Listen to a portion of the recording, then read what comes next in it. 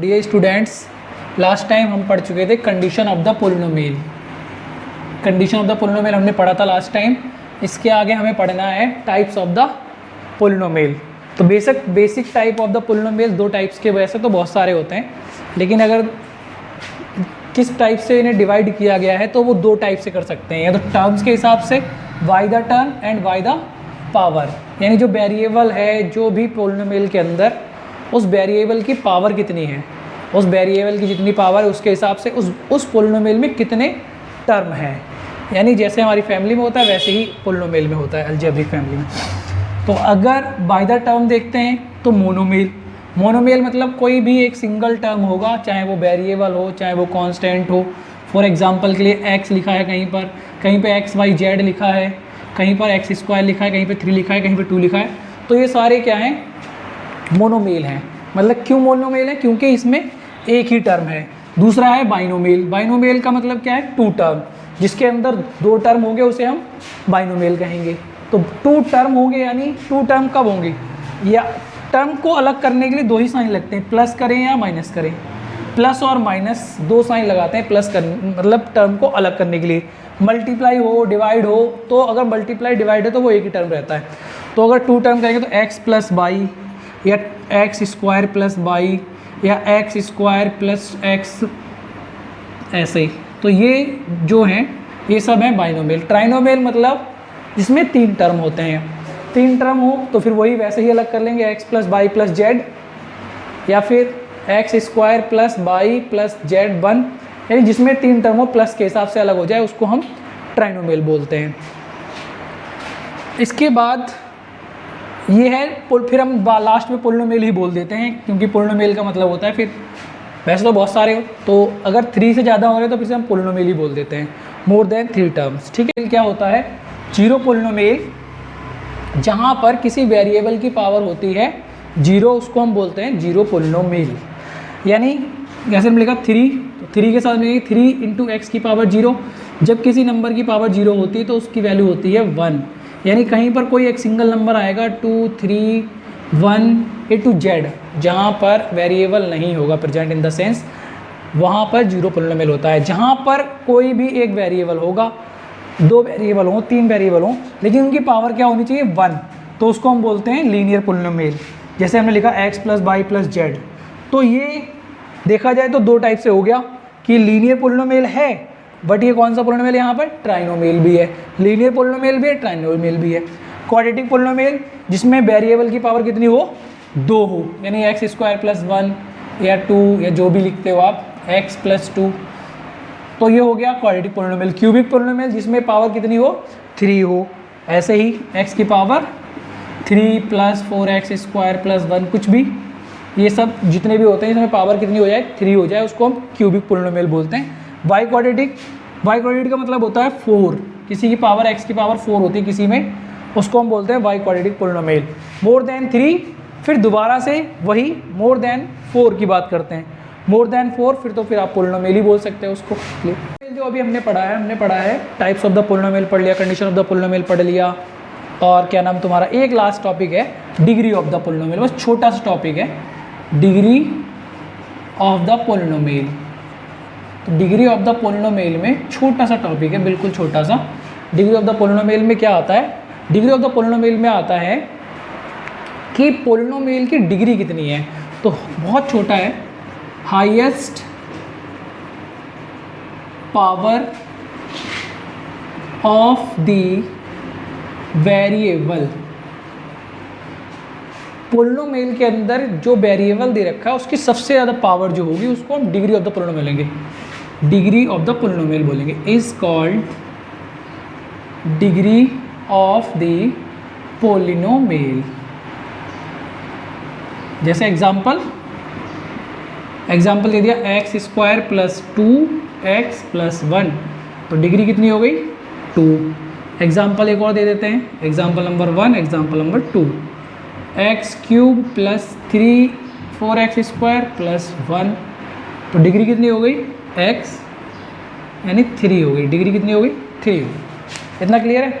अब जो 10th class में जो क्वेश्चन है, अभी आप ये नोट कर सकते हैं, जो 10th क्लास में जो क्वेश्चन है वो है किस टाइप का क्वेश्चन आता है, बोर्ड में किस टाइप का क्वेश्चन आता है और क्वेश्चन मतलब एक्सरसाइज में किस टाइप के क्वेश्चंस हैं। तो सबसे पहले जो हमने बहुत पहले पढ़ा है 8th क्लास में 7th क्लास में हम लगातार पढ़ते हुए आ रहे हैं फैक्टराइजेशन, जिसमें हम x की वैल्यू निकालते हैं, फैक्टराइजेशन करते हैं, फैक्टर करते हैं। तो इसमें जो पोलिनोमियल दे रखा है वो दे रखा है ax square plus B x plus c. This is the form of quadratic, form quadratic equation की है, क्वाड्रेटिक इक्वेशन की फॉर्म है ये। तो क्वाड्रेटिक इक्वेशन की जो ये फॉर्म है ax square plus B x plus C, इससे रिलेटेड कुछ क्वेश्चंस आते हैं और कुछ क्यूबिक के रिलेटेड आते हैं। शायद क्यूबिक वाला कट गया है, लेकिन हमें अभी फर्स्ट जो हम पढ़ेंगे वो हम पढ़ेंगे ax square plus B x plus C, यानी क्वाड्रेटिक इक्वेशन के जो क्वेश्चन आते हैं वो कैसे करने होते हैं। तो सबसे पहले जो अगर क्वाड्रेटिक इक्वेशन है तो वैल्यू ऑफ x बोलें, या फिर इनको हम जीरोस बोलें, या फिर इनको हम रूट्स भी बोलते हैं, ये सारा तीनों जो वैल्यू, ये तीनों चीज़ें जो ये हैं, ये नाम है वैल्यू ऑफ x, जीरोस या रूट्स।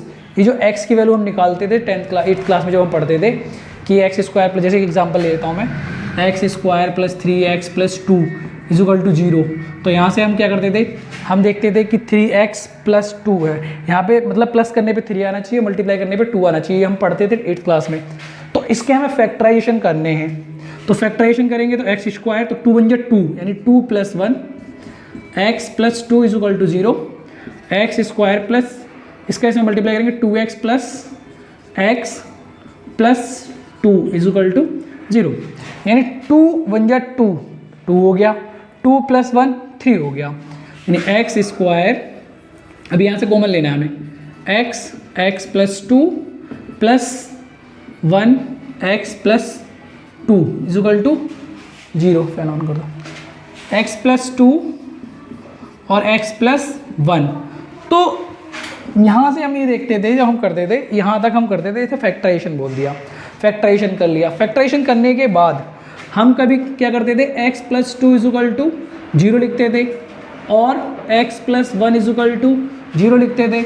यहाँ से x इज इक्वल टू हम क्या निकालते थे, -2, यहाँ से x इज इक्वल टू निकालते थे -1। यहाँ पर जो जीरोज़ हैं या x की वैल्यूज़ हैं उनको हम मान लेते हैं अल्फ़ा और बीटा, यानी दो वैल्यू निकलेंगी x की, तो दोनों को हमने, एक को माना अल्फ़ा, दूसरे को माना एंड बीटा, दूसरे को हमने बीटा मान लिया।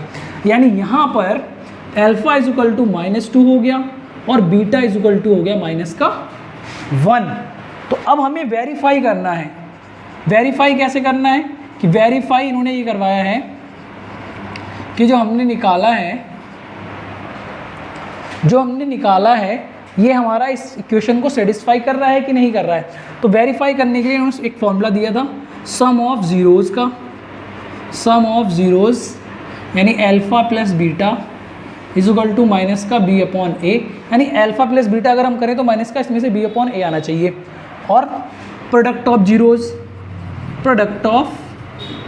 ज़ीरोज़ यानी अल्फ़ा इंटू बीटा अगर हम करते हैं तो c अपॉन a आना चाहिए। तो हम चेक कर लेते हैं, अल्फ़ा की वैल्यू -2 है, बीटा की वैल्यू -1 है। तो अल्फ़ा की वैल्यू यहाँ पे हम रखेंगे -2 और बीटा की वैल्यू रखेंगे -1। और यहाँ पर अगर हम कंपेयर करते हैं इस वाली इक्वेशन से, तो इस वाली इक्वेशन से अगर हम कंपेयर करते हैं तो कंपेयर कर लीजिए आप कि यहाँ पे आपने कंपेयर किया ax square plus B x plus c is equal to 0 और x square plus 3x plus 2 is equal to 0। Compare करने का मतलब क्या होता है, कंपेयर जैसे हमारे मम्मी पापा हमारे कंपेयर करते हैं किसी और से कि उसके इतने अच्छे नंबर आ रहे हैं तो तुम्हारे भी इतने अच्छे नंबर आने चाहिए, और मतलब वो ऐसा है तुम वैसे होने चाहिए। तो मतलब प्लेस टू प्लेस कंपेयर करते हैं, यानी यहाँ पर 1 मान लेते हैं, 1 होता ही है, तो a की जगह पर यहाँ पे क्या आएगा 1, b की जगह पर क्या आएगा 3 और c की जगह पे क्या आएगा 2। तो कंपेयर करते हैं, तो ये तुम्हारा माइनस का b कितना है, माइनस है, b कितना है 3 अपॉन a कितना है 1, तो -1 -2 कितना हुआ -3 और यहाँ पर -3, यानी ये इसके इक्वल आ गया, तो ये वेरीफाई हो गया। क्लियर। इसके बाद दूसरा है प्रोडक्ट ऑफ द जीरो, तो -2 इंटू -1, c कितना है 2 है 1 a, तो हो गया 2 इज इक्वल टू 2। तो ये भी तुम्हारा वेरीफाई हो गया है। एग्जाम्पल किया था वो तो मैंने अपनी तरफ से एग्जाम्पल ले लिया था। एनसीईआरटी कुछ क्वेश्चन है वो हम डिस्कस करेंगे 2.2 के on the base of that formula and verify करना है आपको। सबसे पहले फैक्टराइजेशन निकालना है। तो फैक्टराइजेशन जब आप निकालोगे, फैक्टराइजेशन निकालने के बाद फिर आप उनको करोगे वेरीफाई। तो पहला क्वेश्चन है फैक्टराइजेशन का 2.2 का फर्स्ट क्वेश्चन है x square minus 2x minus 8। Very simple question है, आपको कुछ करना नहीं है, फैक्टराइजेशन करना है सीधा सीधा। लिखिए x square minus 2x minus 8। कुछ छोटी छोटी चीज़ें हैं जो बच्चों को बहुत परेशान करती है। फैक्टराइजेशन कैसे होता है? फैक्टराइजेशन समझ लीजिए 4 तरीके से हो सकता है। X square plus B x plus c, अगर ऐसा है कहीं पे a x square plus B x minus c, एक फॉर्म ये होती है। A x square plus minus b x plus c और a x square minus b x minus c, ये 4 फॉर्म के ही क्वेश्चन बन पाते हैं टोटल। फैक्टराइजेशन है, इससे अलग कोई क्वेश्चन होगा नहीं। आ रहा है क्लियर? इससे अलग कोई क्वेश्चन होगा नहीं कि यहाँ पर माइनस हो सकता है, यहाँ पे दोनों प्लस होंगे या दोनों माइनस होंगे, एक यहाँ प्लस हो सकता है, माइनस हो सकता है, माइनस यहाँ प्लस हो सकता है। इतना आता है। इसमें आपको एक चीज़ तो ध्यान रखना है हमेशा, आपको ईजी सीखना है तो अगर सी के पास माइनस है तो हमेशा ही क्या होगा, सब्ट्रैक्ट ही होगा आपस में, मतलब माइनस ही होगा। टीचर समझा देते हैं ना आराम से, टीचर समझा देते हैं कि प्लस माइनस करने पे ये आना चाहिए, प्लस माइनस करने पे सी आना चाहिए और प्लस माइनस करने पे बी आना चाहिए, सॉरी प्लस माइनस करने पे बी आना चाहिए और मल्टीप्लाई करने पे सी आना चाहिए। जैसे हमने क्वेश्चन लिखा है कि तो ये लिखा है x square minus 2x minus 8, तो इसमें हमने टीचर समझाते हैं कि x square minus 2x minus 8 यानी मल्टीप्लाई करने पर माइनस का 8 आना चाहिए, प्लस या माइनस करने पर 2 आना चाहिए। तो प्लस या माइनस है ना, तो आपको सिंपल एक चीज़ याद रखनी है कि अगर सी माइनस में है, if the c is negative then definitely the number is subtract. तो दोनों नंबर का आपस में क्या होगा, सब्ट्रैक्शन होगा। वो आपको घटा के ही लाना पड़ेगा, वो आपको माइनस करके ही लाना पड़ेगा। क्या करना पड़ेगा उसके लिए? उसके लिए एक सिंपल तरीका है कि आप 8 के फैक्टर कीजिए, 2 4 2 बन जा 2। क्लियर? तो यहाँ से आप देखेंगे 2 2 जा 4, 4 माइनस 2 करेंगे तो आपका आएगा 2। तो मैंने आपको पहले ही बोल दिया था कि अगर यहाँ माइनस है तो हमेशा आप क्या करेंगे, माइनस ही करेंगे। This is the basic of the factorisation. तो क्लियर है? तो आप क्या करेंगे, x square minus 4 minus 2 x minus 8 is equal to 0, x square minus, फिर इसका इसमें मल्टीप्लाई करेंगे, यहाँ माइनस है। जब भी ब्रैकेट के बाहर माइनस होता है, जब भी ब्रैकेट के बाहर माइनस होगा तो हमेशा हम माइनस ही करेंगे। मतलब जब ब्रैकेट के बाहर माइनस होगा तो जो अंदर के साइन होंगे वो हमेशा चेंज हो जाएंगे, यानी माइनस का प्लस हो जाएगा और प्लस का माइनस होगा। मल्टीप्लाई का डिवाइड नहीं होगा। कभी आप सोचो मल्टीप्लाई का डिवाइड हो जाए और डिवाइड का मल्टीप्लाई हो जाए, वो कभी नहीं होगा। बट होगा क्या, होगा ये कि जो प्लस होगा वो माइनस हो जाएगा, जो माइनस होगा वो प्लस हो जाएगा। क्लियर? तो माइनस 4x माइनस माइनस का कर देंगे plus 2x minus 8 is equal to फिर से 0, यानी यहाँ पर x कॉमन ले लेंगे तो x माइनस 4 प्लस 2 यहाँ पर लेंगे। तो कॉमन लेने का मतलब है सिंपली डिवाइड करोगे आप उस नंबर से, यानी इसमें 2 का डिवाइड करोगे तो यहाँ पे x बचेगा, यहाँ पे 8 में 2 का डिवाइड करोगे तो क्या बचेगा भाई, 4 बचेगा। यानी जब हम कोई नंबर कॉमन लेते हैं, यानी यहाँ से x कॉमन लिया तो इसमें एक्स स्क्वायर में हम x का डिवाइड करेंगे तो एक x कट जाएगा तो यानी x बचेगा। यहाँ पे 4x में हम x का डिवाइड करेंगे तो यहाँ क्या बचेगा 4, यहाँ पे 2x में 2 से डिवाइड किया तो x बचा, यहाँ पे 8 में 2 से डिवाइड किया तो 4 बचा। तो यानी x माइनस 4 जो है हम यहाँ कॉमन ले लेते हैं तो यहाँ बचेगा भाई x plus 2 is equal to 0, यानी x माइनस 2 x प्लस 2 ये आ गया। फिर दैट इज जो लास्ट क्वेश्चन में हमने किया था कि x minus 4 is equal to 0 और x plus 2 is equal to 0, यानी दो हमने अलग अलग कर लिए। यहाँ से निकलेगा x इज इक्वल टू 4 और यहाँ से निकलेगा x is equal to minus का 2, यानी यहाँ पर फिर हम दोबारा आएंगे, अल्फा इज इक्वल टू 4 और beta is equal to minus 2। Again verify हम जब करते हैं, वेरीफाई करेंगे। अब वेरीफाई करने का सिंपल लॉजिक वही, ए एक्स स्क्वायर, पहले अपनी इक्वेशन लिख लेते हैं क्या है, x square minus 2x minus 8 is equal to 0, a x square plus B x plus c is equal to 0। तो कंपेयर किया, कंपेयर करेंगे तो a is equal to 1, b is equal to -2 और c is equal to minus का 8। That is clear. इतना होने के बाद अगेन हम वही करेंगे सम ऑफ द जीरोज़, यानी sum of zeros alpha plus beta is equal to minus का b अपॉन a। तो अल्फ़ा कितना है भाई, अल्फ़ा है 4, बीटा कितना है -2 इज इक्वल टू v कितना है माइनस का 2 और a कितना है, a कितना है 1 है, यहाँ पे 1 रख देंगे। 4 माइनस 2 तो बचा 2, माइनस माइनस प्लस का बेटा 2 हो गया। ये हो गया क्लियर, एक वेरिफिकेशन हो गया। दूसरा इसका फॉर्मूला था product of zeros, product of zeros, product of zeros में आप सिंपल क्या अल्फ़ा इंटू बीटा की वैल्यू क्या थी c अपॉन a। तो अल्फ़ा कितना है भैया 4 है और बीटा कितना है माइनस का 2 है और c कितना है, c यहाँ पर माइनस का 8 है और यहाँ पर फिर अपॉन में a। तो ये हो गया माइनस का 8 इज इक्वल टू माइनस का 8। That is clear. तो 10th क्लास में जो चैप्टर 2.2 है, चैप्टर 2.2 एक्सरसाइज नंबर, चैप्टर 2 का एक्सरसाइज नंबर जो 2.2 है, उस एक्सरसाइज में जो क्वेश्चन हैं वो आपको दिया है कि आपको पहले तो निकालना है फैक्टराइजेशन कैसे होगा।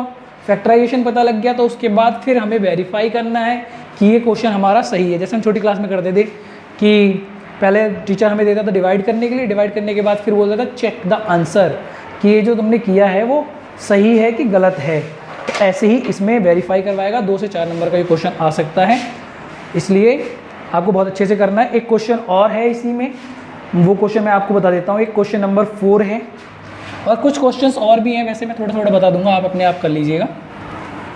क्वेश्चन तो लगभग मैं आपको सारे ही करा दूं। एक क्वेश्चन है क्वेश्चन नंबर 3, इस क्वेश्चन को देखिए जरा। क्वेश्चन नंबर 3 है 4u का स्क्वायर प्लस 8u। अब इसमें 4u प्लस 8u, अब इसमें c नहीं है तो वही कन्फ्यूज़न है, वही c नहीं है तो बच्चे कन्फ्यूज हो जाते हैं। c नहीं है, c नहीं है तो कोई दिक्कत नहीं है, यहाँ पे ही देख लीजिए आपको क्या कॉमन मिल रहा है। 4 है, 8 है, u है, तो 4 आपको कॉमन मिल रहा है और u भी आपको कॉमन मिल रहा है। तो कॉमन का मतलब क्या था, डिवाइड करना। तो डिवाइड आप करेंगे 4 से डिवाइड करेंगे, 4 खत्म, 1 बचा। u स्क्वायर से डिवाइड करेंगे तो u आएगा, प्लस यहाँ पर 8 है, 8 में अगर हम 4 का डिवाइड करेंगे तो बेटा बचेगा 2 इज इक्वल टू 0। तो यहाँ पे बहुत ईजी क्वेश्चन हो गया ये, 4u is equal to 0 and u plus 2 is equal to 0। तो 4u यानी u इज इक्वल टू यहाँ से निकलेगा बेटा 0 और यहाँ से u इज इक्वल टू निकलेगा माइनस का 2। That is clear. फिर alpha is equal to again 0 and beta is equal to minus का 2। वेरीफाई कर देते हैं। वेरीफाई करने के लिए सिंपल इक्वेशन है 4u का square plus 8u is equal to 0, ax square plus bx plus c। अभी जो ये u है ना, यहाँ पे u हो जाएगा x की जगह पर, ये u हो गया इज इक्वल टू 0। कंपेयर करेंगे a इज इक्वल टू 4 और b इज इक्वल टू 8 और c इज इक्वल टू, बेटा यहाँ पर है नहीं तो 0 हो जाएगा, c इज इक्वल टू क्या होगा 0। तो इतना हो गया। जब इतना हो गया इसके बाद हम क्या करेंगे, फिर से वही अल्फ़ा प्लस बीटा यानी sum of zeros minus b upon a. Alpha कितना है, अल्फ़ा अगेन 0 प्लस बीटा कितना है माइनस का 2 माइनस का 8 अपॉन ए की वैल्यू कितनी है बेटा 4। तो ये हो गया माइनस का 2 और ये 4 2 ज़ा, तो ये हो गया माइनस का 2। एक वेरिफिकेशन कंप्लीट हो गया यहाँ पर। दूसरा यहाँ पर कर लेंगे product of zeros alpha into beta upon c upon a. तो अल्फ़ा क्या है, अल्फ़ा है 0 और बीटा है माइनस का 2 और सी यहाँ पर 0 है और ए यहाँ पर 4 है। 0 यहाँ पर 0 इज इक्वल टू 0 आ गया है, तो ये भी वेरीफाई हो गया। ये क्वेश्चन नंबर 4 था एनसीईआरटी का, 3 नहीं था, 4 था। ओके।